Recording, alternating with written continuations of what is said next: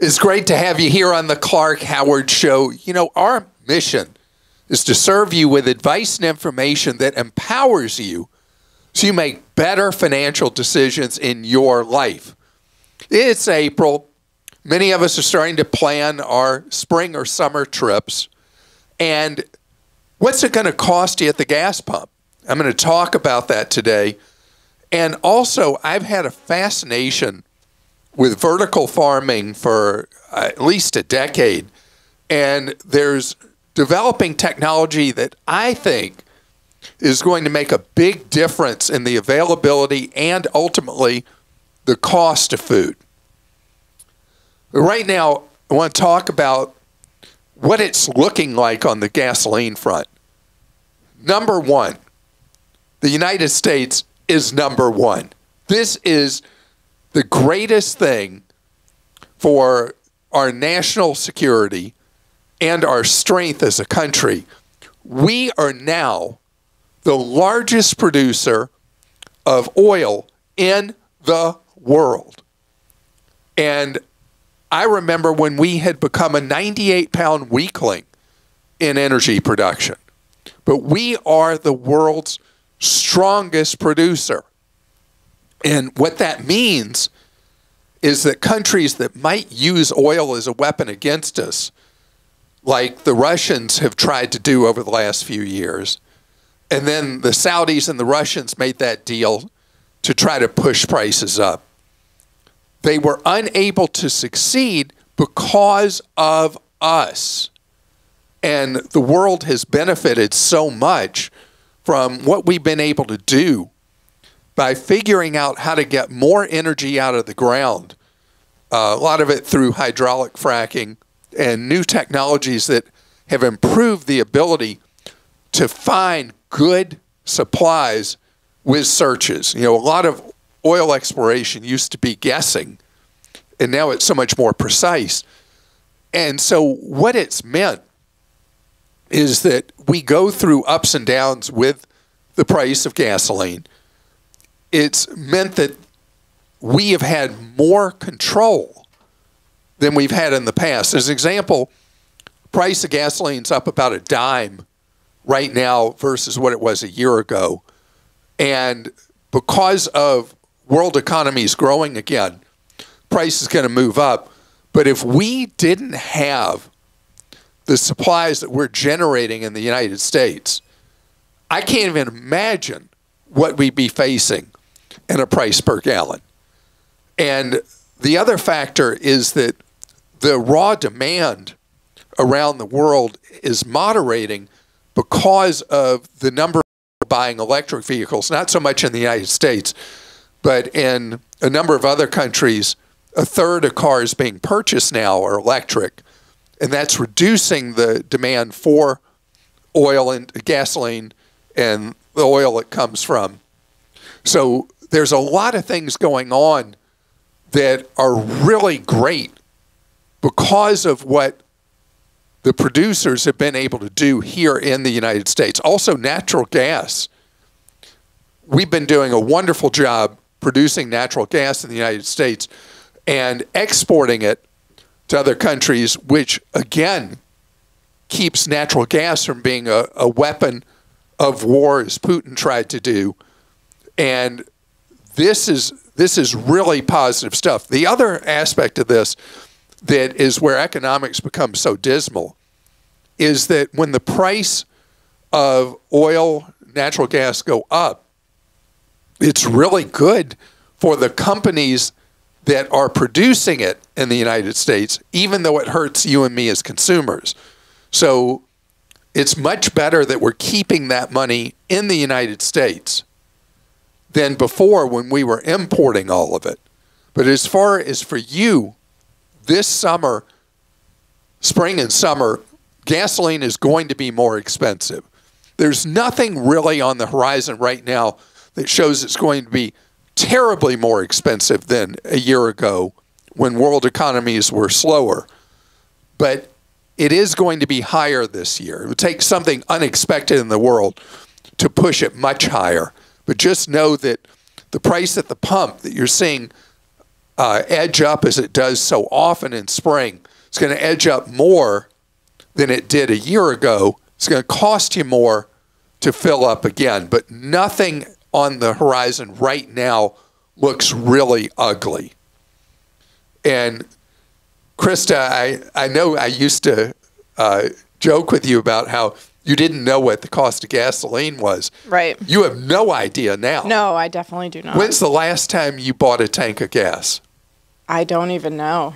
At least 4 years. No, it's when I've rented a car. When you rent a car. Last year I did. I had to fill up the gas. Yes, that's true. So I don't know what it is. I've been driving an electric car now for 13 years, except if I'm in a rental, then I'm in a gas engine car.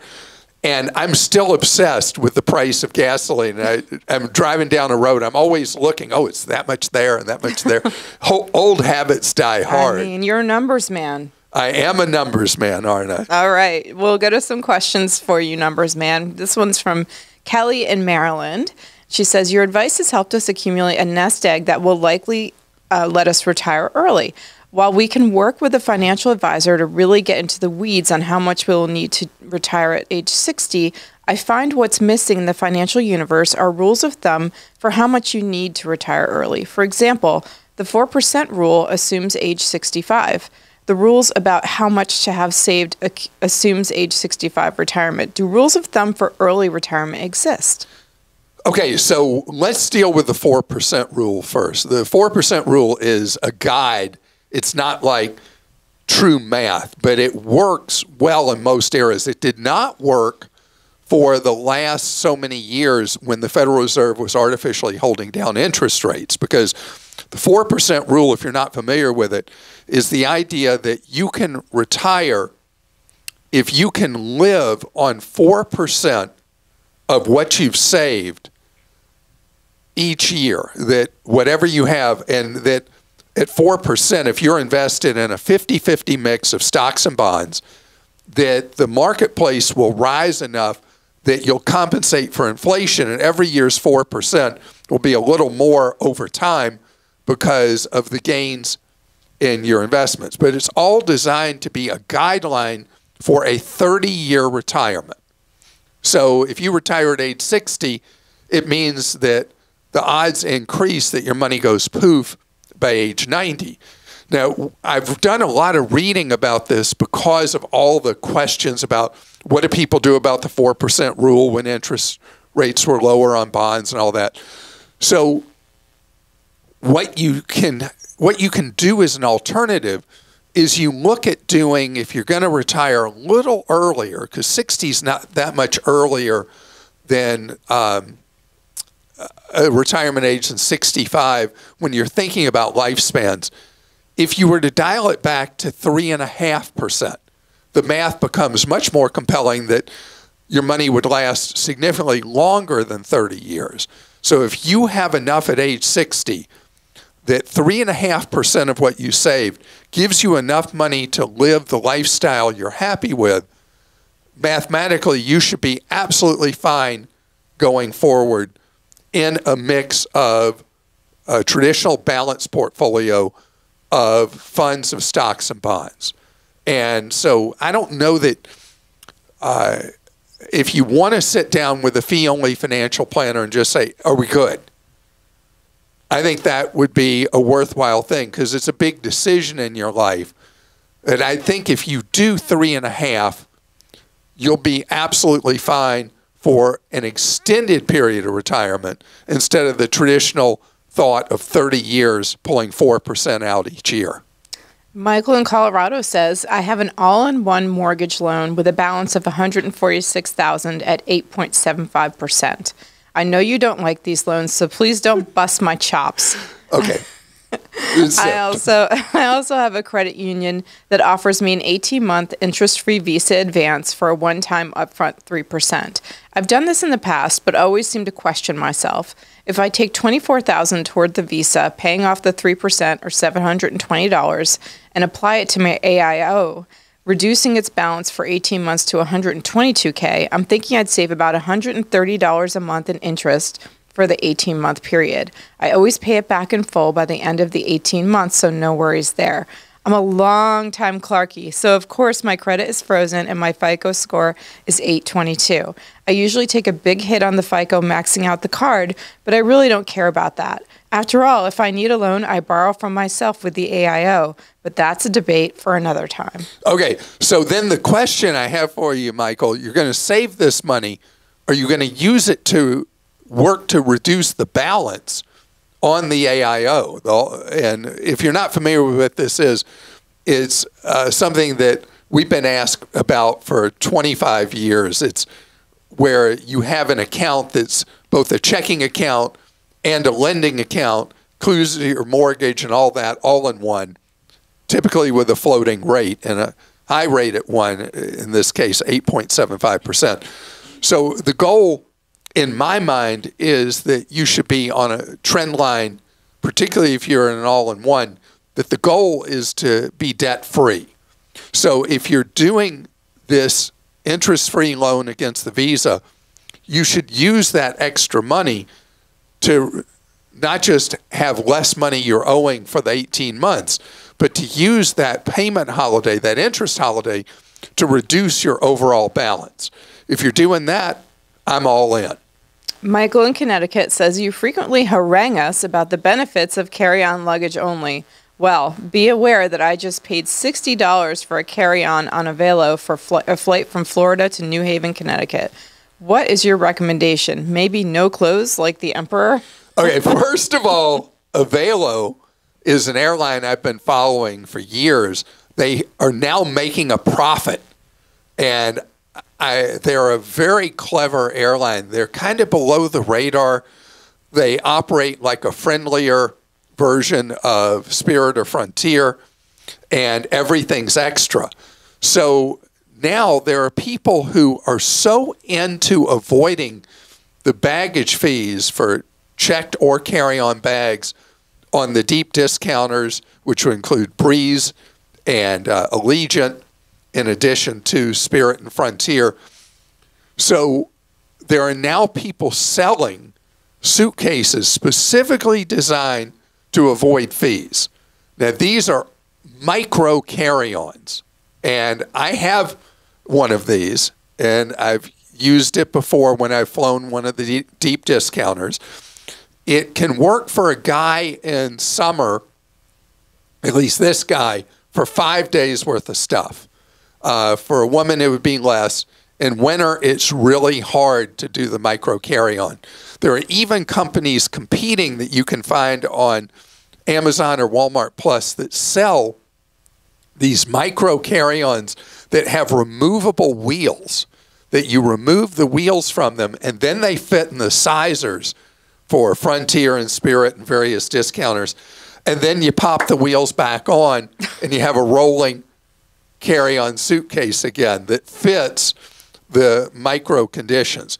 So with the deep discounters, they usually charge you less for a check bag than a carry-on. When my wife Lane and I were in Europe recently and we flew Ryanair, which I need to do an update on, because when I posted something about Ryanair, my flight on Ryanair, on social media, people had a million questions following. So I need to do an update on the deep discounters, including Ryanair, which is the largest airline in Europe. We checked our bags. Yeah, that's right. The no-check bag man checked his bag. Why? Because it was cheaper to check a bag than it was to pay for carry-on. And that's consistent with the deep discounters. The reason is they want quick turns of their aircraft. So they don't want people jostling for overhead bin space. They want people to get on the plane, sit down in a seat, close the door, and go. And in reverse, they want people to be able to basically run off the plane when they get to where they've gotten to. And that's why Avelo would have charged you a fortune, $60 to put a carry-on on, and it might have been half that for a check bag. So you can do what I do on a shorter trip and carry one of these micro carry-ons. And if you go on Amazon, you can see personal item size for Frontier, personal item size for Spirit, whatever. And there are all these people selling these bags starting at $10 that will fit in the sizer, and you can take very little amount of stuff on your trip.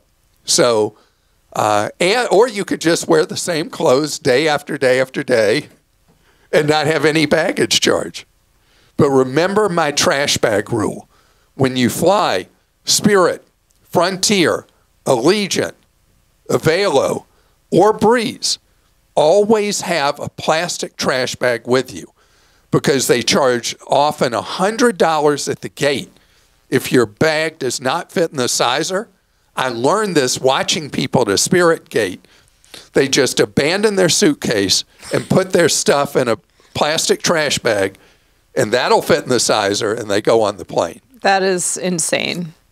You wouldn't do that? I don't know. It's just funny. To save $100? Well, I guess. Depends on what the suitcase costs, right? And then well, you've if you got just paid $10 for it on it. Amazon for the suitcase, Oh, you abandon the suitcase instead of having a $100 charge. I know your answer is don't fly one of the deep discounters, but the fares are so great. Mm-hmm. Okay. Anyway, I do need to cover the deep discounters soon, because yes, we'll do that. Yeah. They carry such a significant percent of passengers in the United States now and in other countries. Coming up ahead, I want to talk about the problems we have with food supply in the United States and around the world, and something that I love that people have been trying and succeeding and failing and trying again with, and that's growing food in vertical farms. There are more and more positive developments in that area. I am such a fan of experimentation that's going on in growing food free of pesticides and with dramatically less water being used. And the whole idea of vertical farms, which may even be hiding in plain sight near where you live, is that they have that combo effect, that you're able to grow food in a controlled environment every day of the year and reduce water consumption, depending on the vertical farm, to 2% or 3% of what was used before. In other words, 97, 98% of the water used now to grow crops is no longer needed to grow crops. And when you think about the extreme water shortages that we've been trying to navigate around in agricultural regions in the mountain states, the Mountain West, and the West Coast, if we can reduce the amount of water used by agriculture by 97, 98%, obviously that is a magnificent benefit to society. If you're not familiar with the whole idea of vertical farming, you build a state-of-the-art warehouse that can be adjacent to major population centers, and you eliminate a lot of the transportation costs with agriculture. You grow crops indoors, perfectly temperature controlled, every day of the year. And you know how Elon Musk popularized this word gigaplant, gigafactory, now they're building giga farms for growing food, and a lot of these have had trouble making money. But every wave of new technology is steadily more successful than the one before. And not having to worry about insects, and then in turn not having to use pesticides, and being able to reduce the water and the waste. And the big thing with these farms, these vertical farms, is they're now learning how to use everything left over in different ways. So as animal feed, things like that. So feeding the world's population at an affordable price and having a safe food supply, all these things work together with the idea of vertical farming. And those of us that are city suburban folks, which is what, 90% of the American people, something like that, it's only peripherally something we're aware of is the cost. And I think about how hard being a farmer is. I mean, this is brutal stuff, and how much the success or failure of a farmer's year is based on weather conditions. And if you build in an interior space, the farmer's year is so much more predictable. And you don't have to worry so much that, we're in a drought year or we're in a year of floods or whatever. You're able to produce food that is a reliable supply of food. And of course, always there'll be things I haven't thought about, like some kind of fungus that grows inside a building that may not have grown outside or whatever. But innovation is always a part of life. And if you think about early in our nation's history, 97% of Americans earn their living on a farm. 97%. Today, it's a fraction of 1% because of continuous improvement, continuous technology that has made farming much more efficient. This, to me, is just one more stage, one more step in it. And when I go through the supermarket, and I think about even in my beloved Aldi, how Aldi changes with the marketplace. And you go down the aisles and there's organic, organic, organic, organic, organic. This is a big desire of not just the American people, but people in so many countries to be able to buy this organic stuff. And obviously, Christa, I know it kills you. I mean, I'll be in a store and I'll see the price of the organic, the price of the regular, and I can't make that leap to that extra price.